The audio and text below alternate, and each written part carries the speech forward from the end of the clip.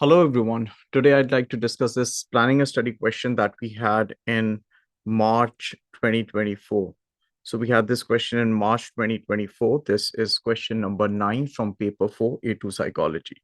Now, if we give this is the infamous planning a study question, and the question over here reads, plan a covert observation to investigate the effectiveness of covert sensitization for treating kleptomania.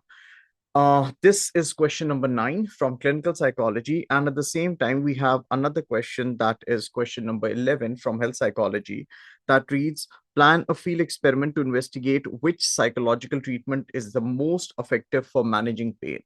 Now, before you start writing an answer, you are expected, I would advise you to brainstorm. But before you even start doing that, make sure you read out the questions thoroughly. And when I say read out the question thoroughly, I expect you to read out all the questions, all the sub parts, that is 11A, 11B, 11C, all of them before you decide what question would you want to attempt. Now, another important thing. One, you need to know what a field experiment is and how to go about with it. But at the same time, make sure that you know what this part of the syllabus looks like, managing pain. Are you confident about this part of the syllabus? Because if you're not, then you wouldn't really be able to answer this and this part, which again makes 8 marks. So do not rush. It's a 10-mark question and you get 15 minutes. And if you've practiced well before you go to sit for your examination, 15 marks, I believe, are not less for you to attempt a question. Even if you're spending 3 to 4 minutes, 3 to 4 minutes planning, you still have good 10 to 12 minutes to answer the first part. And of course, for all the other parts, for every mark, you get 1.5 minutes. So for this particular question, if this is a 4 marks, you're getting 6 minutes to do this. Now, read the question and make sure you know the part of the syllabus or that exact part of the syllabus that this question is from. And I think everyone by now should know that for this particular question, you get a choice there. And there are two questions. I mean, you get 4 options. Out of 4 options that you get, 2 are of no use to you because you haven't really studied them. And the other 2 components that you've studied, like in our case, we have clinical psychology and health psychology. You make sure you are making a well-informed choice. You make sure you know what you're stepping into. Because when I say we have enough of time, we do not have enough of time to waste. We have enough of time to plan and write and not waste time. So we wouldn't really want to start off with an answer and then let go of it midway and then move on to the next one. So the the idea over here is to help you understand what not to do while writing an answer. So do not rush through. Number one, read all the parts, make sure, double check. Like for this question, for this particular question, make sure that you know what kleptomania is. And if you do not know what kleptomania is, or if you're not confident about kleptomania, this is not the question for you. Because collectively, if you count, the first part is of 10 marks, part B is of 8 marks, and the third part is of 6 marks. So this together makes it good 10 and 8, 18 marks, and 6 more makes it 24 marks. You wouldn't want to step into 24 marks just because you picked on some keyword from the first part, that is the A part, and you felt like you knew it. So be a little confident about this and double check before you even get started. So plan a covert observation to investigate the effectiveness of covert sensitization for treating kleptomania. Your plan must include details about structured observation or unstructured observation and steps for making the study reliable. So your plan should include details on structured observation or unstructured observation. So you're either using structured observation or unstructured. Or number 2, steps for making the study reliable. What makes a study reliable? If your study has high controls, you'll be able to replicate it. If you are able to replicate it in a standardized manner, there are higher chances of your study being reliable.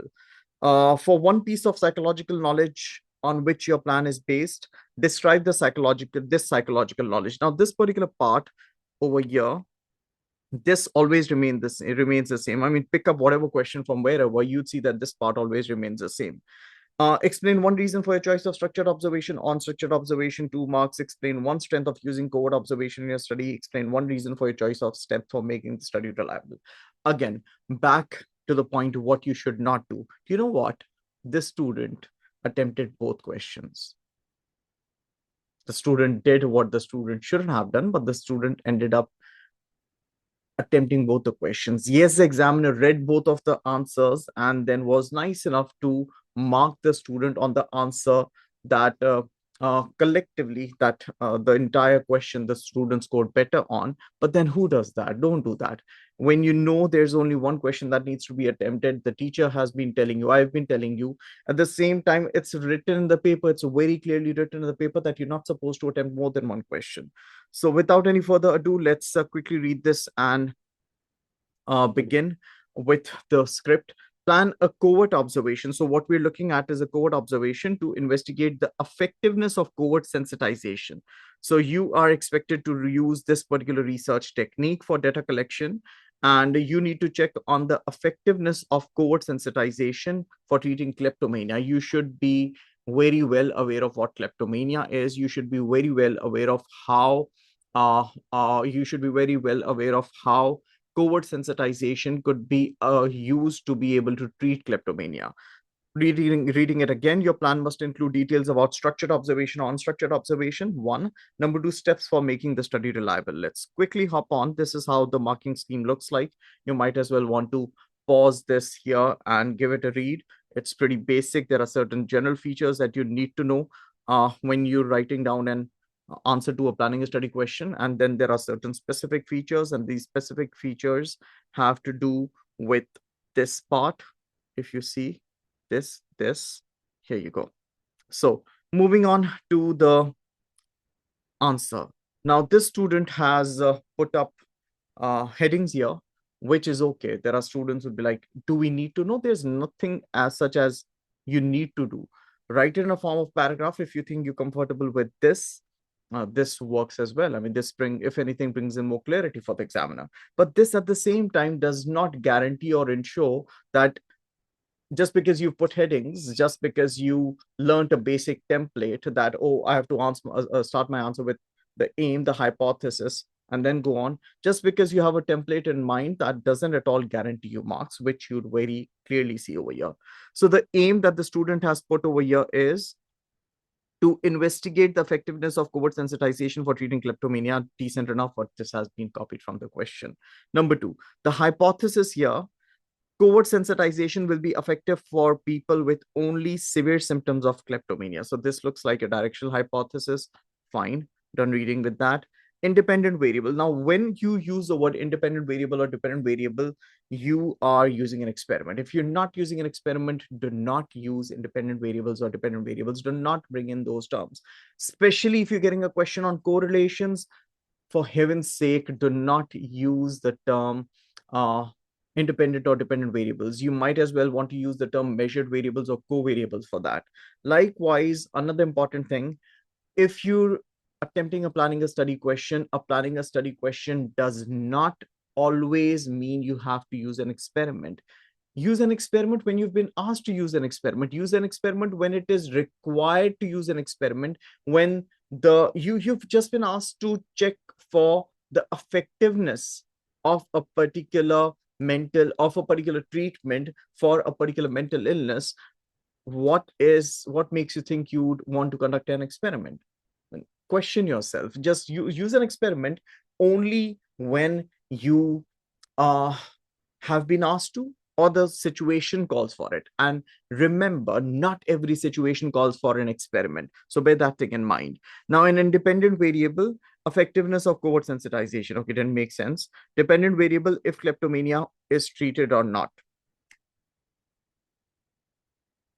So I don't want to say much, but this isn't what independent variables are like. So the another point that I'm trying to make over here is, do not just learn a template and then keep on following it. There is a human being who's sane, who's reading your answer. Just keep that in mind. Next, the sampling technique. Opportunity sampling. Okay, now the sample 10 students from Harvard University undergoing the treatment for kleptomania. I did not know Harvard University treated mental disorders, kleptomania specifically. Taking it ahead, participants would be observed after their lectures are over when they go out of the campus, as kleptomania is a power impulse to steal is a powerful impulse to steal. Usually, participants do not steal while in public. The participants would then be given the KSAS after 5 sessions of covert sensitization, that is the kleptomania symptom assessment scale, to check the severity of these symptoms. It will be an unstructured observation as it is in the natural environment. The participants won't be disturbed, they will be as real as they are. Okay, so this is it. So, very elaborated, trying to cater to the FIDs and details, the initial part. However, the procedure starts, this is where it starts, and this is where it ends. Let's read what the examiner has commented on this. So the first red flag here. Note the candidate has incorrectly answered 2 questions rather than 1. Both are marked and best answer is credited. Nice of the examiner. Let's move on the marks that the student has received. The student has received 1 mark out of 10. Yes, you heard me right, 1 mark out of 10. There are 2 problems with this answer. The answer writes participants observed when they go out of campus, which is logical to do. But although this is on kleptomania, it will be unstructured observation, which is illogical, and assess then with KSS is irrelevant to the question. So the examiner gave the student 1 out of 10. Remember, these are the things that you're not supposed to do. Moving on to the next part of the question over here read, for one piece of psychological knowledge on which your answer is based, describe the psychological knowledge. The B part, explain how you use 2 features of the psychological knowledge to plan your study. Now, quickly getting through this, 2B1, kleptomania is the powerful impulse to steal without an incentive of monetary gain. So the student notes this, good enough. This is usually measured by the KSAS, which is the kleptomania symptom assessment scale, which includes rating on a scale of 0 to 5, where 0 is no feeling to steal and 5 is high feeling to steal. Covert sensitization is a psychological treatment used to treat impulse control disorders. It is used to link the impulse behavior with an unpleasant stimulus. This therefore prevents the person from these urges. So this is what the student has written against 4 marks, and having a look at what the student has been marked here.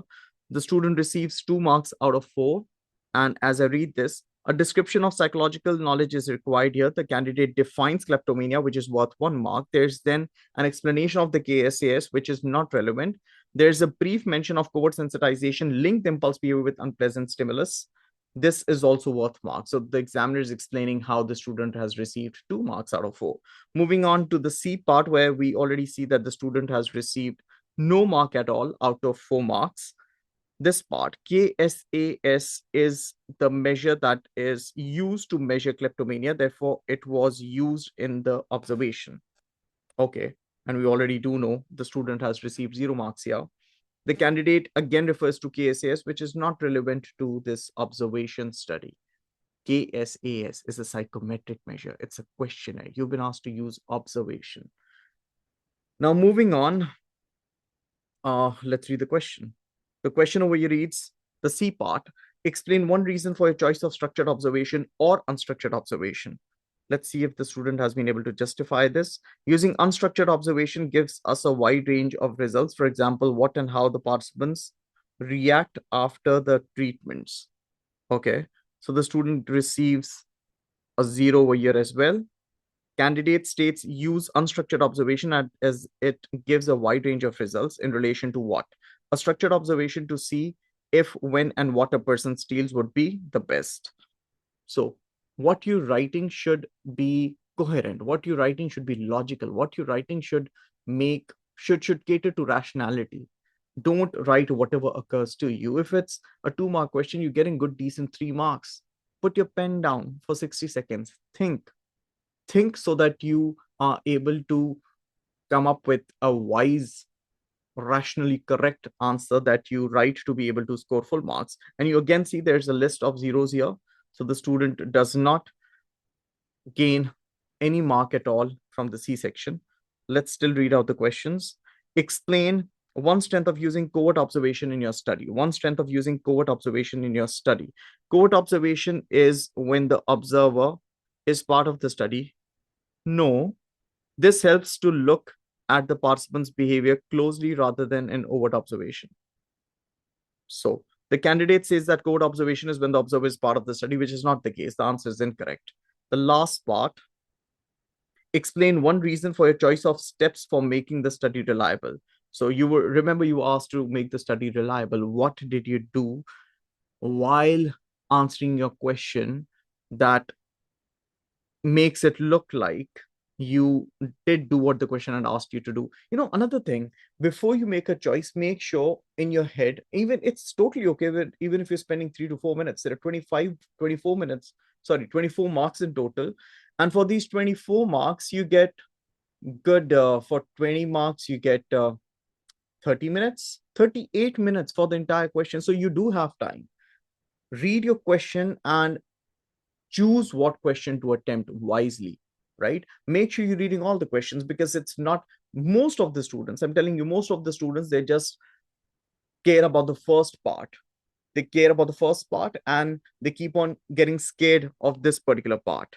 There's nothing like that. You need to practice. You need to show, I mean, for this particular part, the 9B, the B2 part, where the examiner asks you to, this one, explain how you use two features of the psychological knowledge to plan your study. You need to have that psychological knowledge. And until and unless you're not reading out the questions first, I mean, this is a question, like I said, that is always there. You need to remind yourself that once you're done with this, you need to answer this and this as well. So just by catering to this 10-mark question and worrying about this 4-mark question doesn't really help you. While writing your answer, make sure you're catering to these requirements. Make sure that you already have an answer to this part as well. Because if you have that psychological knowledge while you'll be answering the planning a study question, that is when you would very nicely include those two features that that would help you gain 4 marks ahead. Now, taking this ahead real quick, inter-rater reliability could test for inter-rater reliability could test for reliability. However, the candidate incorrectly thinks that having a self-report measure will test reliability. So the examiner tried not to be mean, but the examiner ended up writing what the examiner wrote. Now, this is one question, the first question that the student had attempted. Moving on to the next question real quick. So this is again a question from March 2024. The same year, the student had unfortunately attempted both the questions, giving this question a read. Plan a field experiment to investigate which psychological treatment is the most effective for managing pain. So you need to know the unit pain. You need to specifically know the section that has to do with treatment and managing pain. So plan a field experiment to investigate which psychological treatment. Remember, we're not talking about biological treatment. We're talking about psychological treatment here. So you might as well know this. All of this has to do with the knowledge that you've already gained. I mean, the knowledge that you've acquired while preparing for P3. So you already should know all of this. This is where the bullets, the revision series comes into play. Now, your plan must include details about experimental design. One, number two, either a directional or non-directional hypothesis. Remember, know your research methods well. For one piece of psychological knowledge on which your answer is based, this again remains exactly the same. You might as well just learn this beforehand so that you know what to do. Explain one reason. Okay, we get that there in a bit. So this is the answer. Again, the student starts with the same way. To investigate, imagery is the all three types of psychological treatment, and which one is most effective, if I've read it correctly. If I have a look at the hypothesis here, non-pain imagery, attention diversion, and cognitive redefinition would relieve pain. So see, it looks like the child, it's not that the child hasn't studied, it's that the child probably did not do as bad when the child was preparing for paper 3 or in paper 3. So the child can recall the syllabus here. One, number two, non-pain imagery and attention diversion will help in managing moderate to mild pain, whereas cognitive definition would help with severe pain. The IV here, psychological treatment. Okay. The DV, if pain is relieved or not. Sampling technique, opportunity sampling, independent measures design used as different participants are treated with 3 different treatments. Having a look at the sample, 27 participants from Yale University, which have acute pain and have to undergo psychological treatment. The procedure starts and ends real quick. The participants will be given a questionnaire after the treatment, including closed and open questions. The participants would be interviewed after a few sessions of the psychological treatment. Okay, so let's quickly have a look at what the student has scored. So the student has scored 1 mark over here as well. Let's have a look at how the examiner has commented on this. There are 2 major weaknesses. Firstly, the answer has a number of relevant terms, but these are stated rather than explained. For example, IV psychological treatment, which could be anything. DV, if pain is relieved or not, how is this measured? That is operationalized. Sampling technique, opportunity sampling, how a participant selected. Remember, when I keep on saying, don't just mention, oh, we used a random sample. Tell the examiner, how is it a random sample? Did everyone in the target population get an equal opportunity of being selected as a sample? If yes, that can make it a random sample. If you're writing down an opportunity sample, how? If you're writing down a volunteer sample, how? Did you put up an advertisement? Question mark. So how is this measured? How is this measured? Sampling technique, opportunity sampling, how are participants selected? The answer is far too vague and very brief. There is also a questionnaire given with no details, and they would be interviewed.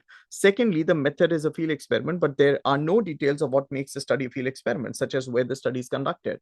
If it is a lab experiment, remember, lab experiments are lab experiments when there's an artificial environment.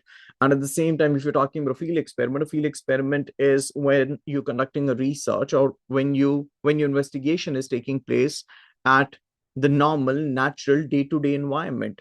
So if it's the day-to-day environment, if it's the normal environment, if it's a natural environment, please bring details. Let the examiner know.